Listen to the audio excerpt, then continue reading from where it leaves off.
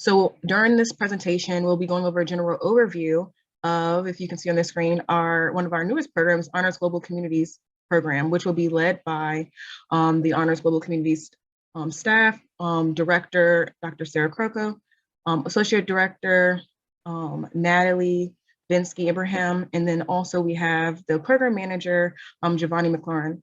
So just a couple of notes before we get started. There will be honors admission staff along with current students available to help answer any of the questions that you have in the chat area. So feel free to ask all of your questions there, and we will do our best to get to each one of them. We will be recording today's session, and we'll make it available on our website within the coming days. So stay tuned for that if you want to review this again. And so without further ado, I'll go ahead and pass the mic over so you can hear more about our Honors Global Communities program. Thank you so much, Chantel. I'm really excited to be here. I am Dr. Sarah Croco. I am the new director of Honors Global Communities, and I could not be more excited about this new adventure I'm having at UMD. So just a short presentation about what our Living Learning program is all about, and then we are more than happy to take your questions. So basic overview of the program is that we want to offer students an opportunity who are interested in kind of global affairs, understanding globalization, different cultures from regions and countries around the world, right? The opportunity to think deeply and to share ideas about contemporary global affairs.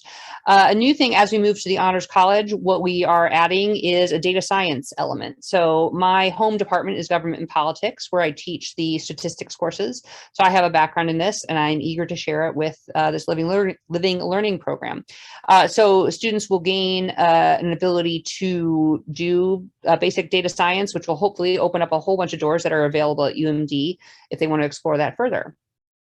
So taking this kind of global background with a data science element, what we hope this allows students to do is to think more deeply about global problems and to apply these kind of lenses to a study abroad program, an internship, and a whole bunch of other unique opportunities that are available given how close UMD is to the nation's capital.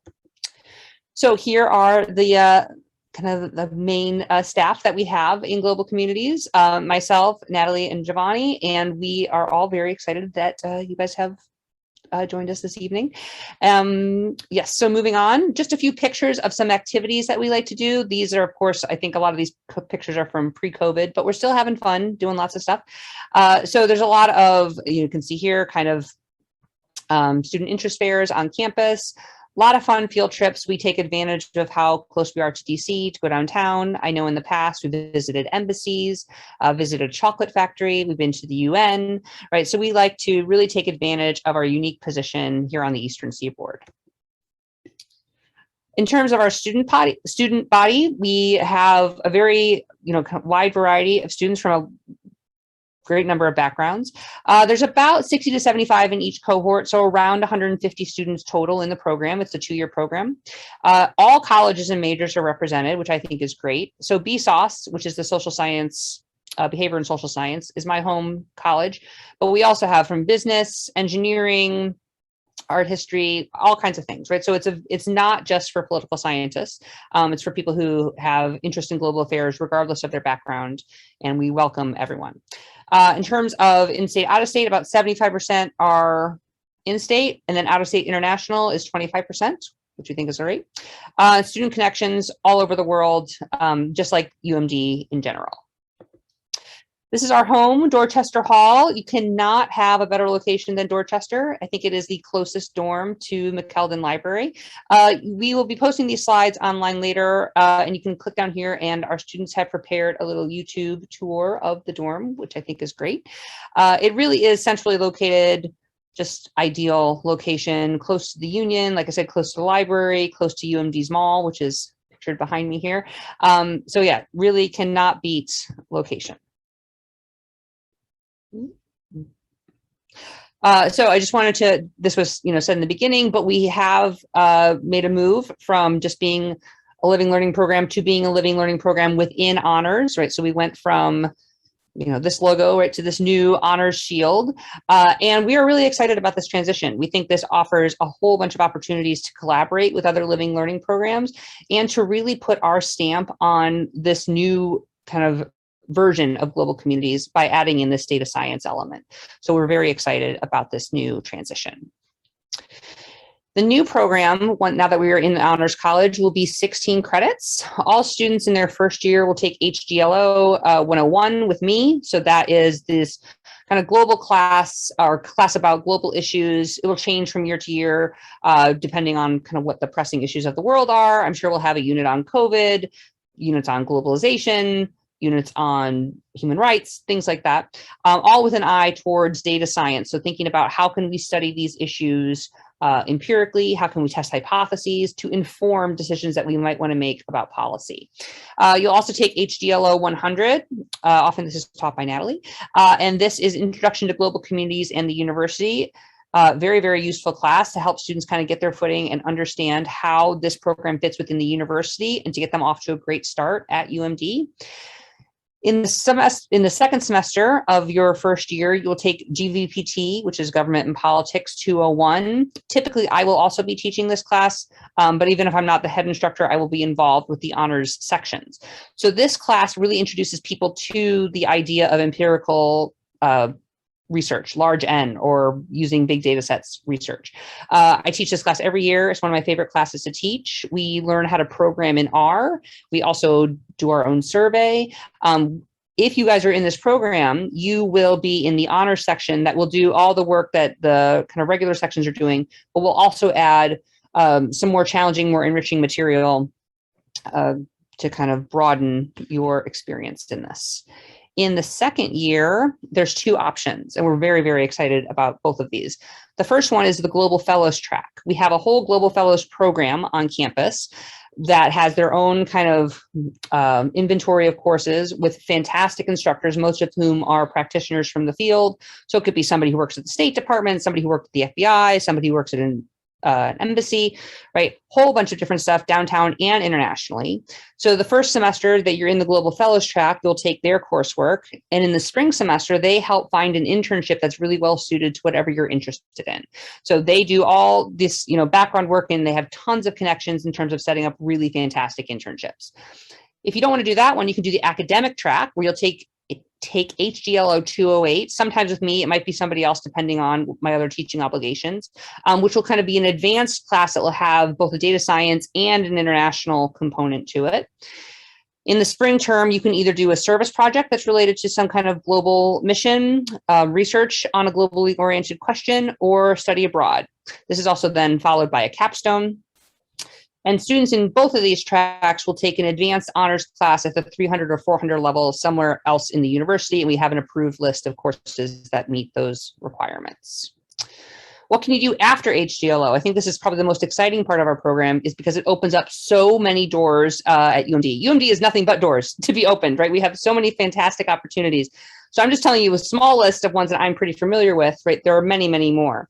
So in addition to the Global Fellows program, which I already mentioned, you can also, if you really get into the politics and data science side of things, the political science department has just now started this what we call a 4+1 program, where you do your 4 years of undergrad and then 1 extra year and you get another degree, right, in applied political analysis.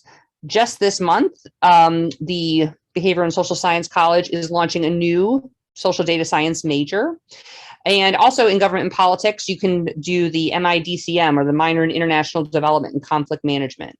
HGLO, and just doing the first 2 years with me in this program, will set you up perfectly for all three of these, right? I always tell my students this: there is no bigger gift I can offer students than teaching them how to embrace data science and learning how to think analytically and empirically.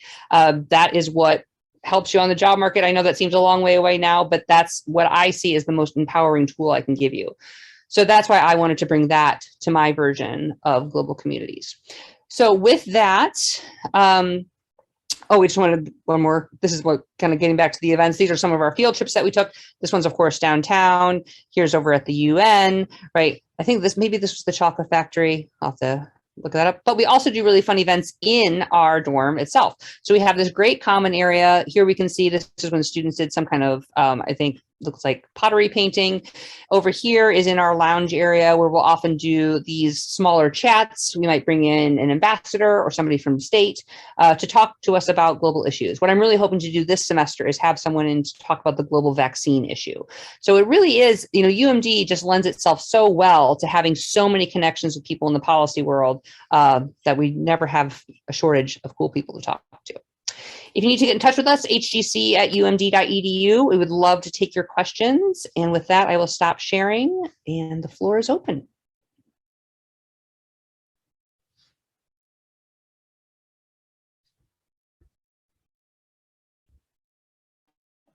Thank you so much. So those joining us, feel free to either, since this is a smaller group, feel free to either put your question in the chat, or if you feel comfortable, you can take yourself off of mute and just ask your question aloud, and we'll go ahead and address those for you. And again, we do have the program staff in here, admissions staff from the Honors College Central Office, and current students. So ask away.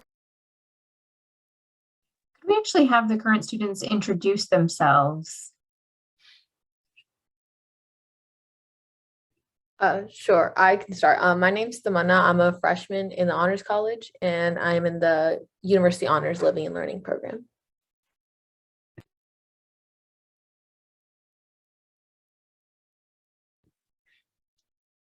Simon, do you want to go? Yes, of course. And my name is Simon. Hello. I'm a student in the Global Communities program. I'm also the VP for the Student Association of the Global Communities program.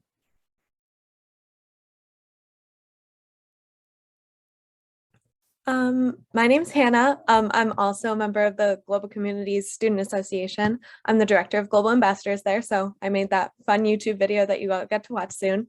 And I'm a double degree candidate in journalism and information sciences.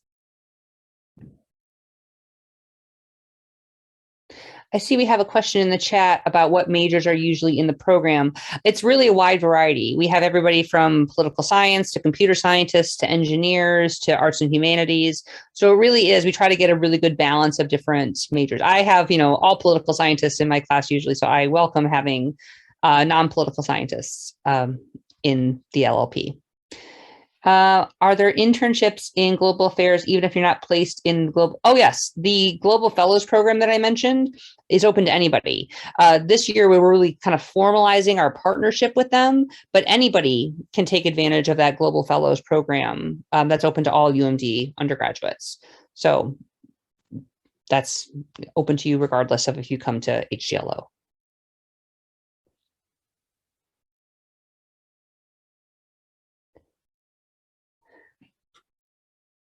Simon and Hannah, why don't you say, what is your favorite thing about being in an LLP?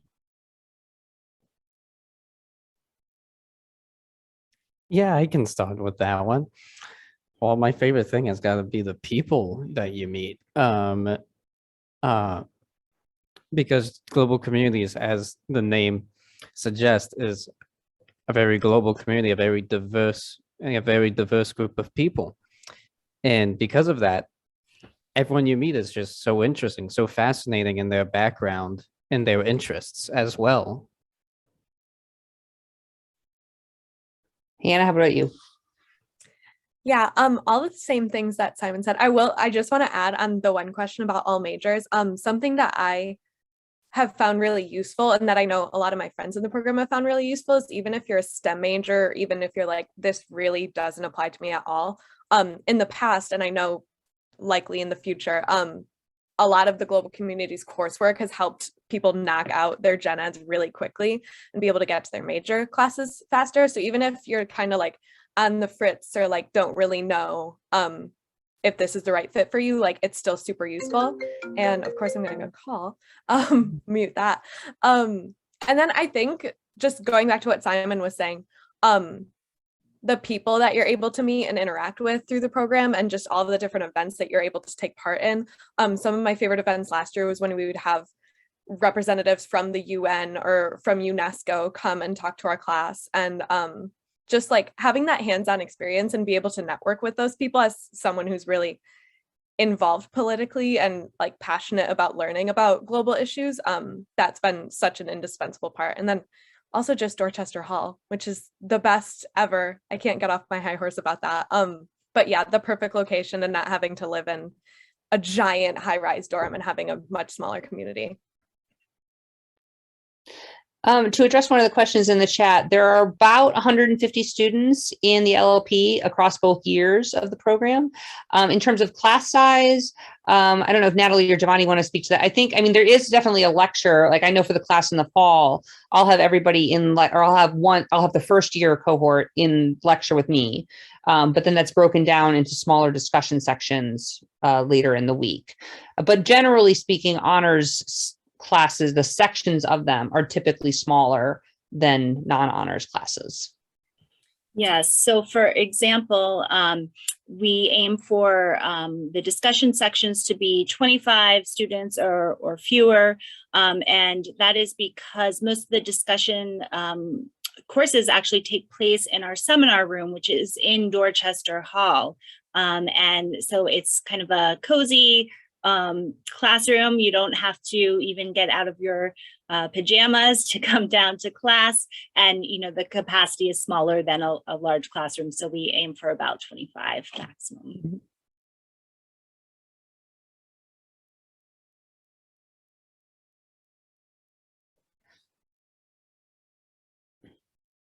Stamanna, did you want to share something about what you have enjoyed about being in the honors program? Like what advantages you feel that offers you at UMD? Yeah, for sure. So in general, the honors college, I think you mentioned it earlier about how UMD opens a lot of doors for students, but I feel like specifically being in the honors college just like multiplies that by like so much more, just because there's always like events going on like within your, either within the honors college or within like your living and learning program.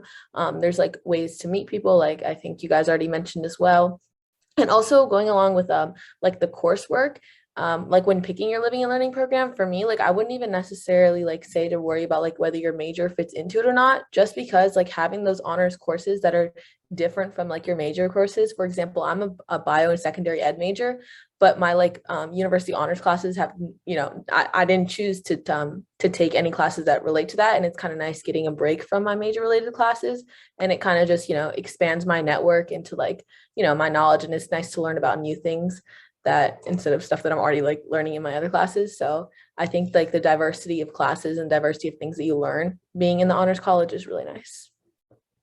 Just to kind of piggyback on that, from a faculty perspective, we really enjoy teaching honors courses because it's an opportunity to try out new material that, you know, you might not want to just like, you don't know, you can kind of pitch it higher, right? Because you're dealing with students, right, who want that experience, right? Who want to delve deeper into a subject. So for instance, when I've done honors classes in the past, I often have readings that my graduate students might do, right? And I find that honors students have no problem, right, in engaging with those readings and learning at just such a higher level because the class is smaller, because we're able to kind of dig deeper.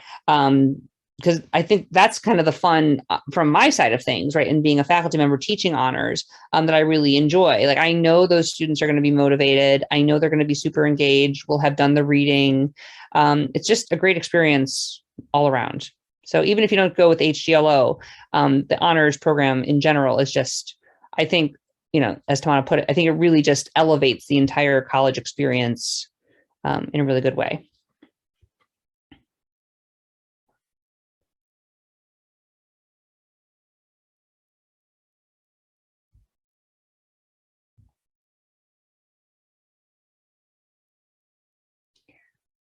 So Hannah and Simon, do you guys want to talk about what you're going to do after global communities? Like, do you have a plan? Like, do you see this as kind of like a stepping stone to something? Or I guess maybe just talk about what your general majors are and how this helps you with that. Sure, I can start with that one. I forgot to mention it, but I'm an international relations major. So everything I learned in global communities was extremely useful. Globalization is a huge topic in international relations and global affairs in general, of course. And it's been really useful, actually. for getting into other programs that are globally oriented, of course, because it demonstrates that I do have that experience, that I was, you know, selected for that kind of a role in my major. So it's a huge, it's a fantastic thing to put on your, even on your resume. And Cool. yeah, thank you. Okay. Hannah, what about you? Yeah, so I actually came into UMD as a double major in journalism and government and politics, and then I kind of pivoted into the information science. So number one, I'm very jealous of all the data science stuff that's going on now. But I think that even though I'm like not super involved in just like the political sphere as much as I once was as a student here, I think that just having I want to go into data and investigative journalism. And so having kind of that greater context for how the world just kind of operates and how globalization really impacts so many things within our world. And once again, like I would die to be in those honors classes that talk about how data impacts all of that stuff. So I feel like that's honestly improved just my judgment as a reporter and my ability to, reach out to the correct sources and try to get a diverse array of perspectives. And just learning about, all of the different, like the vast diaspora of different viewpoints that come across in the world. And then just like the leadership experience of being in GCSA, I think it's really helped me advocate. In college, I was very involved in high school, but I had trouble like finding a place to be a leader in college. And so I think that global communities really provided just such a seamless transition into being super involved right from the start. And then now only as a sophomore, like having a great leadership position within the organization. Absolutely. Great points. I just wanted to kind of piggyback on that and talk about the data science element of things. Because I know that made have kind of, seems like it comes out of nowhere. If like you were expecting this to be just a class about different cultures or this LLP to be about, just focusing on different cultures and foods and maybe from around the world. We certainly will do that. But I think that this data science element really is, I see it as a gift to students. And now I know that it doesn't seem like that off, maybe if you've never been exposed to statistics before, or you think it's a bad word, right? I deal with this every single term when I teach 201, when I see students come in and they are just like deer in headlights. They don't want to do this. They come in and they say, look, I'm a political scientist. I don't need to know statistics. And I say, no, that's not how we do it now. And by the end of the term, even though they start out terrified and the angst is just like tangible in the room, by the end of the term, I have people doing really cool analyses. And every single term, I have students who say, I want to do more of this. I want to learn how to do more of it. And that is what UMD is really good at. Like Hannah was saying, in the iSchool and information science, they have a ton of avenues you can explore with this in communications, in journalism. Like I was saying, in social science, we have the new data science major. There's so much that you can do with this. And I really think this will just open up even more doors for students. So while I know, when you see this, data science or, empirical political analysis, whatever it might be, right, that sounds intimidating, but it really is fun, right? I know that sounds kind of paradoxical that statistics can be fun, but I've seen this countless semesters, right, where students, kind of are apprehensive about it to start, but it really does just, open a lot of doors while you're in college. But then I now have an email folder where I save all the emails I get from students who say, I never thought I would do data science. I took your class, and now it's my job. And they are making, pretty good salaries, right? It's really an attractive thing, an attractive skill to have on your resume. Thank you, Chantel, for admitting your love of statistics. It is very useful in life. We have fun with it. Yeah, and I kind of want to add a little bit onto it. Like I did take the GPT 201 class. It was 2 semesters ago. It was virtual, so I don't know how it'll be in person, but I can attest to pretty much the same thing, that I was one of those pretty nervous political science kids going into statistics. Wasn't always my strong suit. But by the end of the class, like I felt a lot more confident in my statistical analysis abilities. You could do cool stuff by the end of the class. There's a lot of things, very useful tools. And even though it might not look like it, like political science, like a lot of upper level courses are extremely dependent on those kinds of statistic analysis. And it becomes and it's extremely important for you to be able to understand all those key terms that are so important in statistics and also in politics. Absolutely. So that's our goal in doing this, is to make people more informed consumers of the vast amount of data that just bombards us every day. So we read a book now also in the class called Calling BS, where it basically teaches people how to spot when people are lying to them with statistics, how to read, different kinds of graphs, how to look out for when people are messing with the y-axis, all kinds of things. And I love nothing more than when students come up to me later, they're like, and they, email me a graph that somebody is using to manipulate them, or they just love, spotting these things kind of in the wild. And Simon's absolutely right. In those upper level classes, you might be reading academic journal articles where you're going to need to know how to interpret a regression coefficient. You're going to need to know how to read a marginal effects plot.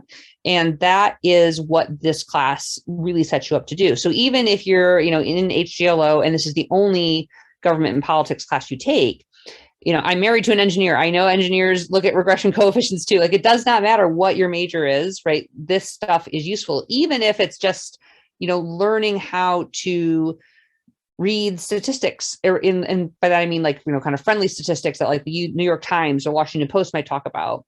Understanding how data is analyzed really just makes you a much more informed consumer of any kind of information.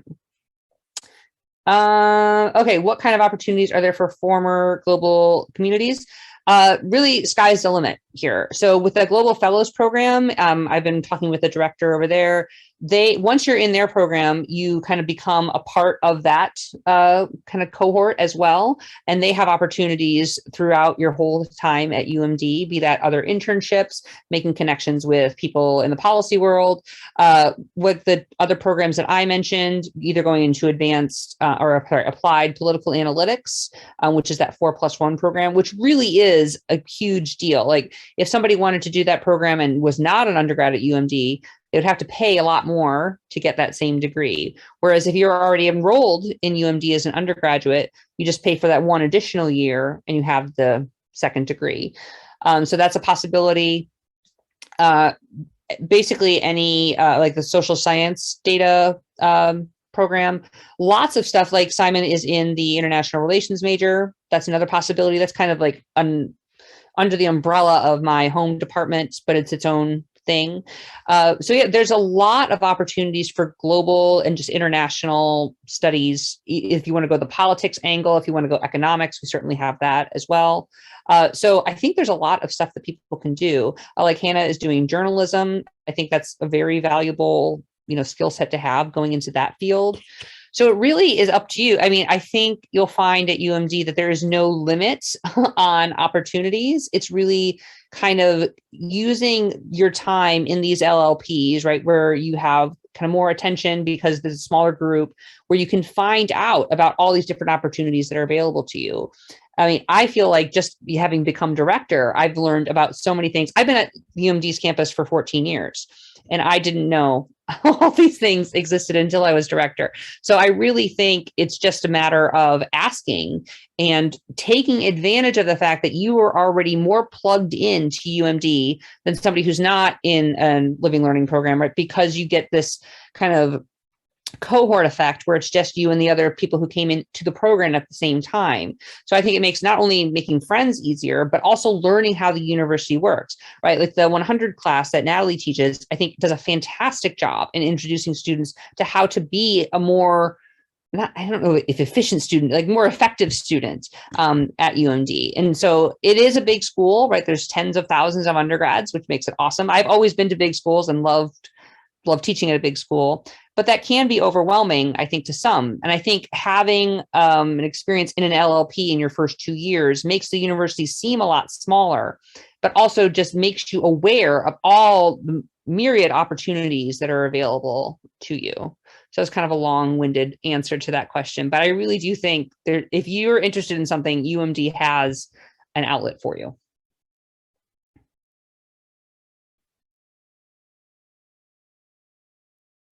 Oh yes, sorry about that, Javai. I didn't mean to not recognize you for your role in 100 as well. And if either of you two want to share anything about the program, feel free.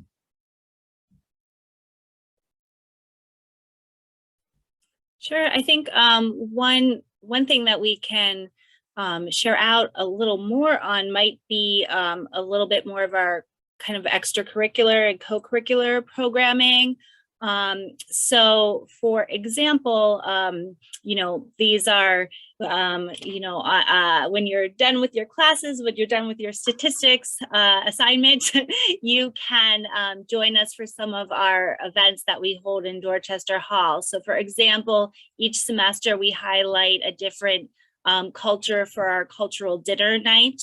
So we try to do one of those per semester, where we are not only getting, a fabulous catered buffet from a particular country or culture's cuisine, but we are also bringing in some kind of speaker or some kind of interactive activity that we are doing related to that culture as well. So for example, last semester we had Irish Culture Night, where we had a faculty member who teaches Irish step dancing, and the GC students were up and dancing in the hall. We had in the lounge, we had a lot of fun.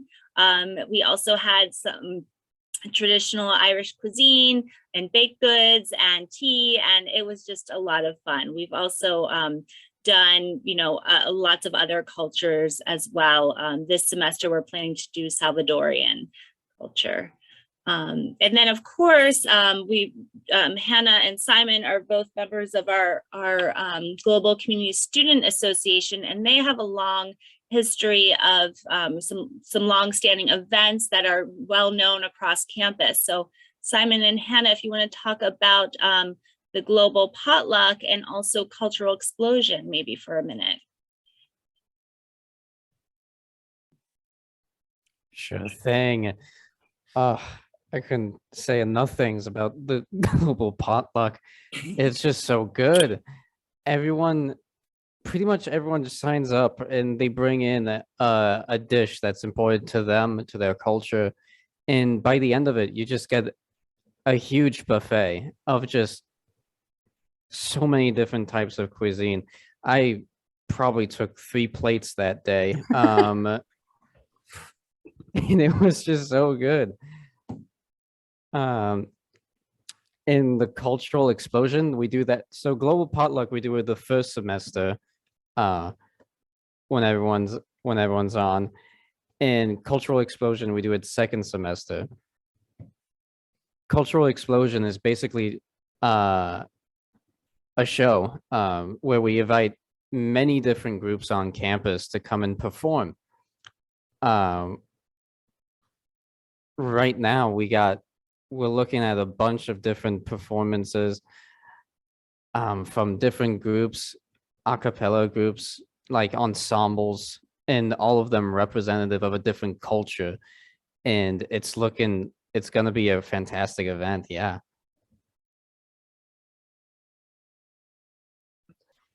Hannah, did you want to say kind of your impressions of those programs? Yeah.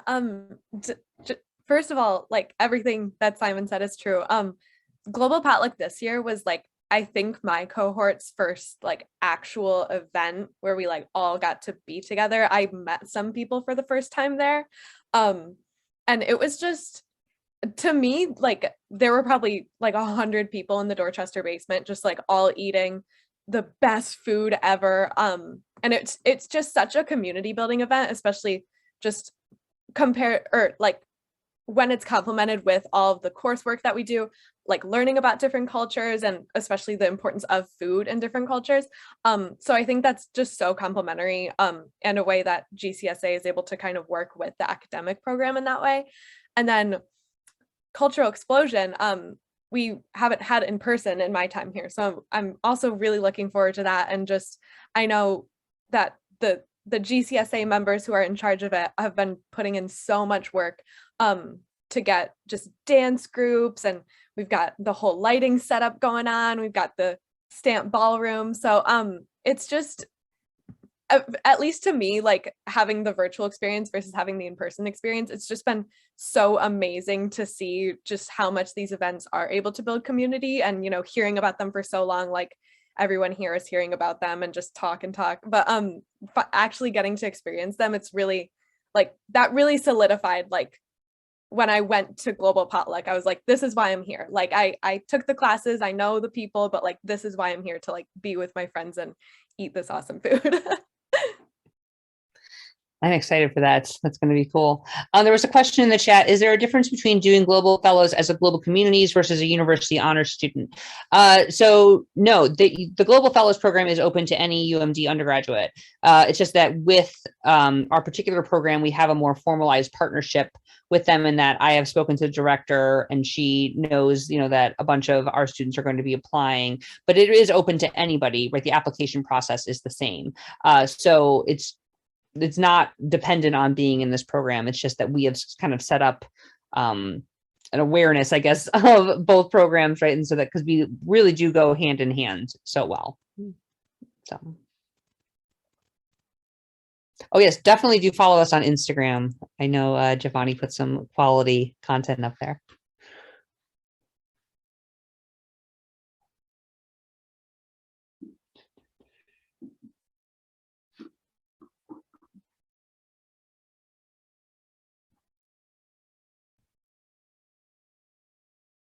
Everybody's so quiet.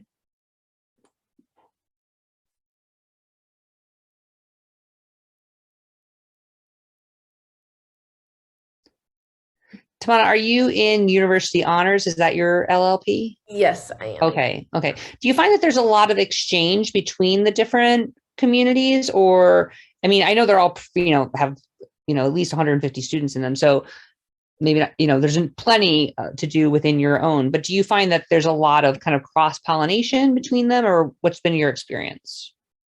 Yeah, so I think definitely there's this, like you said, when you get here into such a large campus, and then you try and find like community. So I feel like the smallest community that you're gonna have is gonna be like your cohort in your living and learning program, just because of especially because like we're living in the dorm. So it's like I walk out and I'm going to the bathroom, shower, and I see the same people that are my next, the first class in the morning, right? So it's kind of like that idea of just seeing like familiar faces and getting to know people really easily, because it's just like constant interaction, which is great, especially for like incoming freshmen. I know me, like first semester, it was a great way to start talking to people and stuff. As far as like cross interaction between the different living and learning programs, I think there is, like, just because of like in the beginning, like even like on like before coming to University of Maryland, like when everyone is like you know, like where you guys are right now, trying to like figure out like the learning about the different programs, is kind of like ways that you meet people then too. And also I guess this might be different for HGLO, but for a lot of the ones that are on the North Campus, like the dorms are really close to each other. So I guess there's like that interaction, but then, you know, like you said, HGLO has the other location of it, of being like central to everything. So there's like it's that give and take there, but yeah. Yeah, I mean, I'm just starting to get to know like all the residential life kind of aspect of that side of this, but it really does seem like there's a nice community, like kind of pockets of dorms that have these LLPs that are kind of clustered together, so that you not only are living within your own LLP, but you have students next door, right, who might be in a different one, but it's still that same kind of vibe of your cohort is kind of a unit that is purposely brought in together, right, because of a shared interest. And, you know, I just contrast this to when I went to college, you know, X number of years ago, right, where, you know, I lived in a dorm with a bunch of people, but I had nothing else in common with them other than that's where the lottery randomly sorted me, right? So I think taking the opportunity to be in one of these LLPs really only has benefits for students, right? It doesn't limit the kind of classes you can take, right? You have like the 16 credits, you know, towards that count towards the program. But I think, like Hannah said earlier, those really do help fill in those gen ed requirements that the university is going to make you take anyway. See another question in the chat here. To do some kind of unique activities that we get to do. You get to hang out with me. That's the main unique activity. But you also we do a lot of activities involving international organizations downtown. bringing in speakers who can lend their expertise on a variety of international issues. I think I mentioned before, like, I want to bring in, there's many people downtown, right, who can talk about kind of how the global vaccination effort is going. I think COVID alone, I think I could probably teach a whole class on the global kind of different aspects of COVID and how, kind of the response and what we're doing. So we really, I am good friends with the previous director, and I'm really trying to draw inspiration from her, where if she saw something fun, if it had any kind of global element to it, she wanted to kind of let her students experience it. So they went, to this international chocolate shop, went to the UN, right, bringing in all kinds of different food. I love the Irish dance. I'm sad that I missed that. I remember when she told me about that.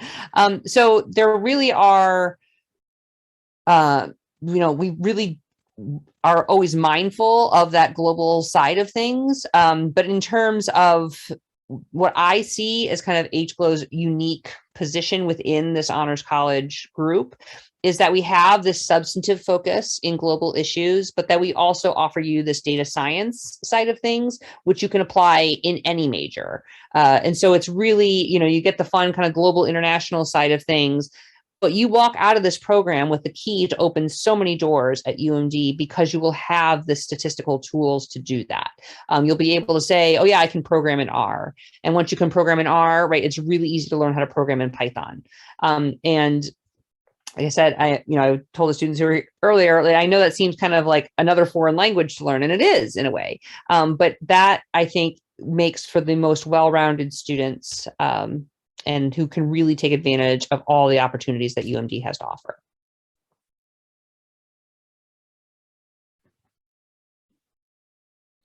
I just want to add something onto that, to the question that you asked me earlier about like intersection between like the honors living learning communities. And I think what's really cool about it is like I know I have like some friends in like the Gemstone honors program or like DCC, and like when you meet them, it's kind of like it's cool to just like hear, it's kind of like a introduction or like way to like talk about what you're learning about in your specific honors classes, and then you get like that cross knowledge with each other, which is really nice sometimes. Yeah, no, I'm just, as a new kind of member in this community, I'm always just astounded by the incredible opportunities. Like I watched a few of the presentation videos from last year, and I want to somehow enroll in these programs as a tenured faculty member. I wish I could somehow take these classes because they all seem like so much fun. But yeah, no, I think it's a great set of programs, and we would love to have you join HGLO, but you really can't go wrong with the wide variety of programs that we have to offer. It's just such cool kind of like, not overly specific, because I know like the life science one or like the cybersecurity one, right? There's a broad array of stuff that you can do within each one. Certainly within HGLO, you could do a wide variety of things if you were interested in intelligence, if you were, like CIA, NSA type stuff, or if you were interested in international law, if you were interested in, patent attorney stuff that relates to development work, we can do that too. So we have just a ton of things you can do. It really is broadly defined in terms of international interest. I know when we're looking for what kind of student we want to have in our program, that's our main criteria, right? Is that they have some kind of international interest. It's not that you want to necessarily be a political scientist and go on to be a professor of international affairs, right? If you want to do anything related to that, or if it's just something that you're really passionate about, that's what we're looking for in our program.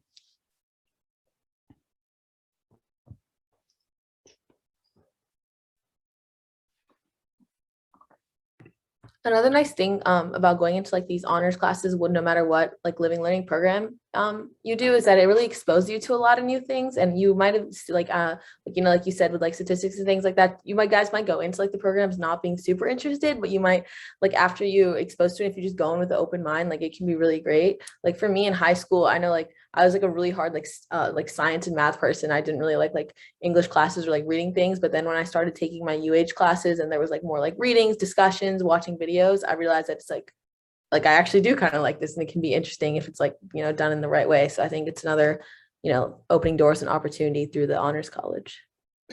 Yes. And so speaking of, there's a question in the chat, which courses do we learn data science in? All of them, right, that I'll be teaching will have a big data science component. So in the first fall semester class, we're going to be reading books about, how algorithms, make us look at different cultures and different people differently, right? And how, data is, a huge part of globalization, both in terms of elevating, people and kind of making technology available to more people, but also has some downsides. But the class where we kind of really get our feet wet for the first time will be in that GVPT 201 class, which will be in this first year spring semester. That's where you'll really start working with data, reading books about data science, learning how to present data in an effective way. And then from that point in your second year, if you take the academic track, you could take, research design class that kind of exposes you to higher level statistical things, so that by the time you're out of this 2-year program, you are well positioned to take classes in the iSchool, in the data science program, in the applied political analytics, right? So there's a lot to it. I mean, it's not that you'll be taking a ton of data science classes that are only about that with me, right? The 201 class is just statistics with a political science angle to it. But the rest of it is kind of looking for applications to global problems using statistics as a tool.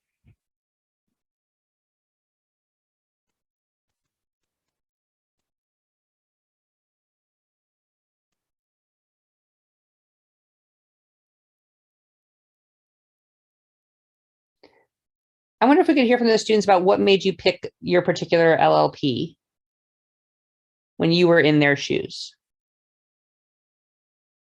Hannah, why don't you start? Okay. I always let Simon go first, so No. taking the reins. So yeah, I actually wasn't like selected, so to speak. I did what's called self-nominate to global communities. Because when I was first admitted, I didn't really like highlight my passion for politics or international relations on my application as much. So that's like an awesome thing that you're able to do, is self-nominate. And I'm so lucky that I was able to do that. But I chose global communities. I had a bunch of different ones that I wanted to do, and I had a really hard time narrowing it down. But I chose global communities because in high school, I was super passionate about just political causes and globalization. I was a big Model UN nerd. And that's just something that I really wanted to continue into my college career without having to do Model UN anymore. And I kind of wanted it to be a much more collaborative process and a much more communal experience than competitive, like I had in a lot of my high school experiences, just with politics and international relations and global decision making. So that's what really drew me to the program, and honestly also Dorchester Hall. Just seeing the online tours of it and stuff like that, that really drew me in, and knowing how close it would be to all my classes and knowing how centralized it was and what a small community it provided to me, it was just like a win-win scenario in both the curriculum side and the like actual living in a dorm side.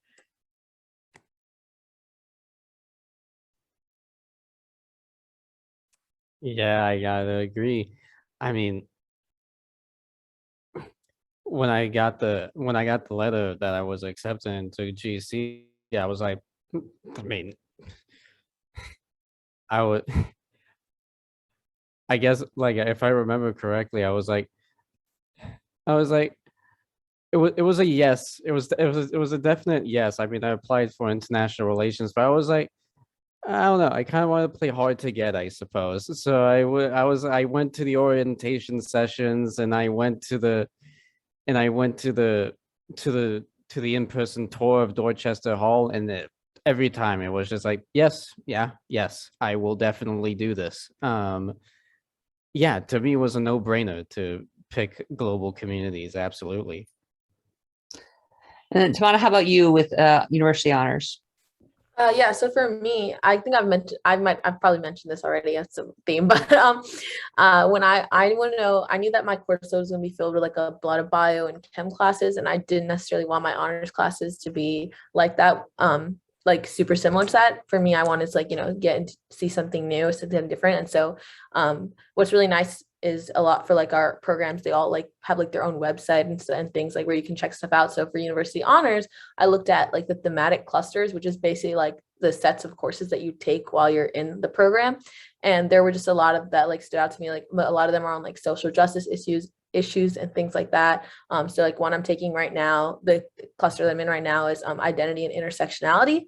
So the course I looked last semester was like awesome. I loved it so much. And then this one, the class I'm taking this semester is about like ecology and identity. So like how the areas you live and the things you're surrounded by can affect your identity.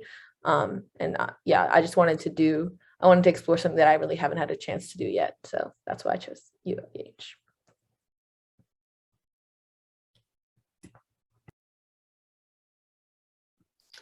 Very cool. Thank you so much.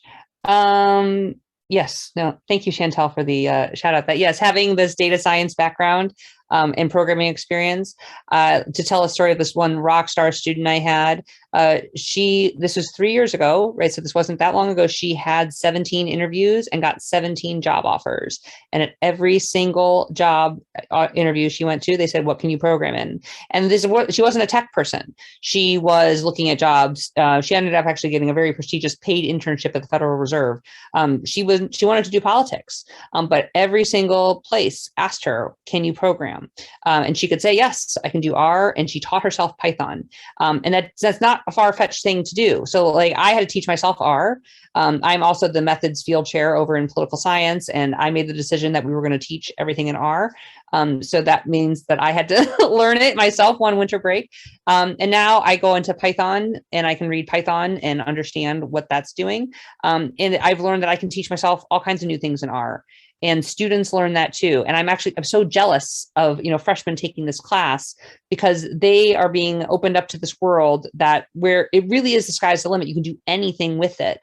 And so it sounds so cheesy and I made students always roll their eyes at me, but it really is the biggest gift I can give is opening your eyes to this world of analytics and just that you can do anything with it.